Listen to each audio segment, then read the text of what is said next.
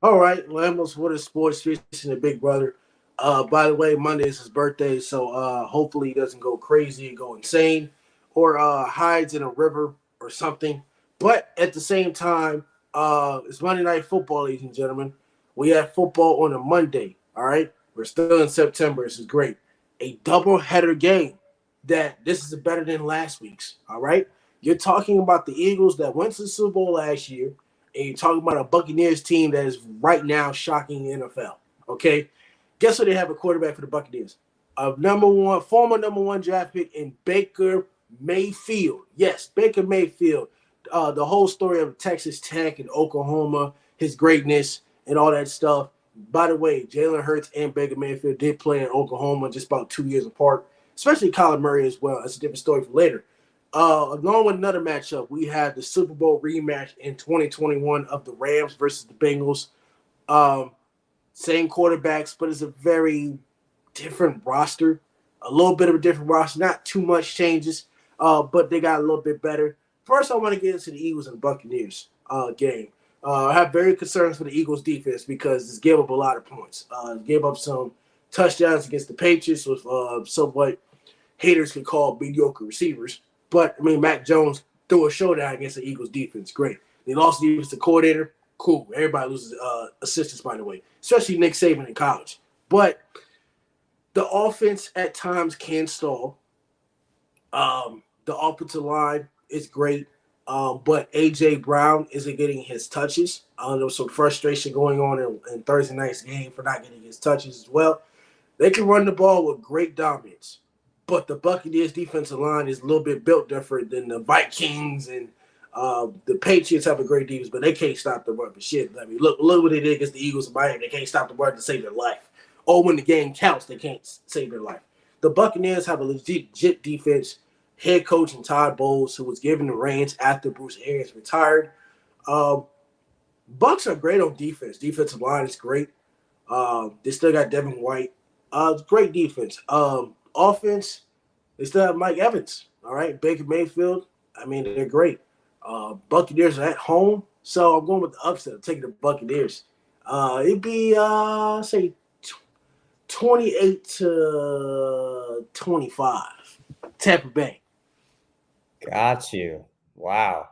So I'm gonna go the Eagles here. That's hilarious. I don't think we've started a week with three different predictions. That's funny. Um, yeah, I mean the Eagles and the Bucks have the top two run defenses in the league through 2 weeks. Eagles just 2 yards a game better. Both of them don't allow a lot of points. Tampa Bay is allowing 17 through 2 weeks, and Philly's allowing 24. So it's not like, either of these defenses lets anyone rip. The only blemish on the Eagles' defensive record is that Kirk game really raised their passing allowed average, because Mac threw the ball so many times, so it already started out pretty high compared to like where it was last year, and then Kirk just piled on top of it. So the secondary does seem to show weakness, and it has through 2 weeks. I don't know. Like, I really want Baker to do so well, and obviously, I would love for the Eagles to lose every single game. But I don't know if Baker is now. He's played like he is, so don't get me wrong. But I don't know if he is the most capable of being a quarterback to dissect this defense like Kirk did. Now, I can see him having a game similar to Mac for sure. I think they're pretty similar, like just as quarterbacks at this point. I think they're both pretty good, game managers. I don't think either one of them is going to go out and win you a game by himself. So I could see Baker having a good day for sure, as long as he doesn't like revert back to his ways of the past year.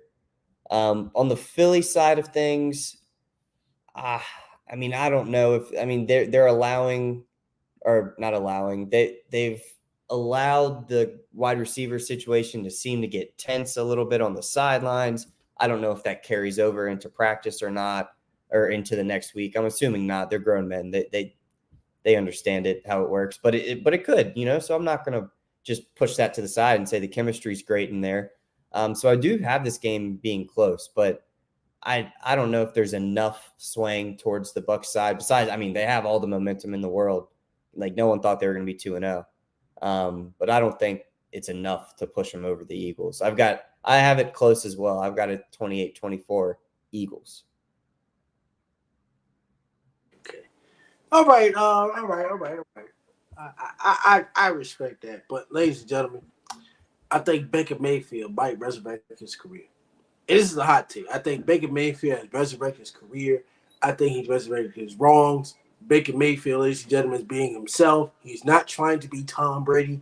But there's just one thing about these Buccaneers. I understand the Mike Evans contract situation. This could be his last year. Mike Evans could go off. By the way, besides Darius Slay, who on that secondary is going to stop Mike Evans? Yeah, I think Slay's just got to be on him the whole time. Oh. So you go travel with him, possibly travel with him. I would. After last week, hell yeah. I'm putting him on there every single play. And the issue, see, this is why I was having a little bit of trouble with it, because I know that the weapons on the Bucs offense outweigh like the stars on the Eagles defense. So that's why I was having a little bit of trouble with it. But I do think that Baker could go out there and throw for like 280 or something and then still end up losing because of whatever the Eagles do on the other side of the ball. Like, I don't want to just assume that just because the Eagles offense hasn't been seemingly clicking on all cylinders, except for when you leave Devonta Smith in man coverage, which gave up like half of their offensive yards that game. Passing wise, they obviously ran the ball for 200 yards, but we don't think they're going to do that against the Bucs. That's why I was having trouble with it, because I know Slay's going to be on Evans, or I'm hoping Slay's on Evans. That still leaves Godwin. Their tight end Cade Otton had some flashes last year. He could maybe break out again, and Rachaad White he's gonna have to do stuff outside of the backfield, not just running, because we know how good the Philly defense is at stopping the run. So if they can get Rachaad White involved in the passing game, I could see it going the other way. Like I said, I see it pretty close, but I'm going with the Eagles. And there's by the way, I think there's some injuries as well. There's about 5 guys that are questionable in the Eagles defense: Zach Cunningham, James Bradbury, Terrell Edmonds, Josh Sweat, Fletcher Cox. I understand it's questionable as of today, but if one of these 5 or 2 of these 5 don't play, that's very, very, very crucial. Yeah. Now the Bucs had the same way. All right. Chase Edmonds is on IR. They have Ryan Neal, the safety, Carlton Davis, the third, Vita Vea is great defensive tackle, and was it Kalia Cansey or something? Yeah, if I can't pronounce it. So everybody has injuries. Everybody is questionable, but I think for the Eagles defense, it might hurt just a little bit more if one of those guys can't go out. And I think the Buccaneers, as far as offensive line, can take advantage of that run game, like you said, and it's going to be very hard to stop it, because I think this game, the Bucs are going to do something that the Eagles been doing to a lot of teams, especially the Eagles been doing against the Vikings. Take the ball away, use time possession, burn the clock. So they might use their own game plan against the Eagles, is which I'm going to predict that happens, because I think the more chances you give the Eagles on offense, then they won't win. So this game does come down to some type of time of possession and how many third downs can the Tampa Bay Buccaneers defense stop the offense. So that's what it's definitely going to come down to. The next game we got to get into is Super Bowl champs, or not defending, but Super Bowl champs from 2 years ago. This game was played in the Super Bowl. Rams versus the Bengals. All right. You got Matt Stafford versus Joe Burrow. Cincinnati is 0-2. The Rams are 1-1. They both came off of losses. The Rams came off a close one. I guess it messed up the spread. Sean McVay said on the podcast he knew nothing about that mess up the spread. So Vegas people were very, very mad and upset, but he does not care about your spreads in Vegas. All right. The Bengals, Joe Burrow was wearing a right sleeve on his calf in practice today. The Bengals have concerns on the offensive line. The Rams defense, they still have Aaron Donald. It's on the road. It's Monday night. I think there's some motivation coming down. Not sure. The Rams are a good team, but this is probably going to be a different feel. And I think Cincinnati's going to come out on fire. I don't think they're going to start the season 0-3. I'm taking Cincinnati because I have trust. And Joe Burrow, we trust. Cincinnati wins 31-19. You've got it a wide margin there. Yeah. I've got the Bengals too, but I'm going to take them in a very, very close game. I think, Joe's still not 100%, and obviously his second half last week was better than the first half, but he still didn't look great, like by any means. He was making some good throws, but like him and Jamar just aren't on the same page so far, and that could be because he's not 100% and he'll get there. But I don't know if this is the week that he is 100%. Now, I'm still riding with the Bengals on this game because I think that they'll be able to handle the defense of the Rams a little bit better. But, I mean, Aaron Donald is still coming at you fast, and if Joe can't use the mobility that he does have, I could see it going the other way. That's why I have it as a close game, Bengals winning. I don't know an exact score because I could see it being high scoring. I could see it being low scoring. And the Bengals defense is going to have to figure something out with Puka because he's open every single play in the first 2 weeks. And that was against the Niners defense last week. So, they're really going to have to figure something out to limit him. And I don't, I'm riding with the Bengals. I'm riding with Joe. I need Joe to do well for the sake of my fantasy team.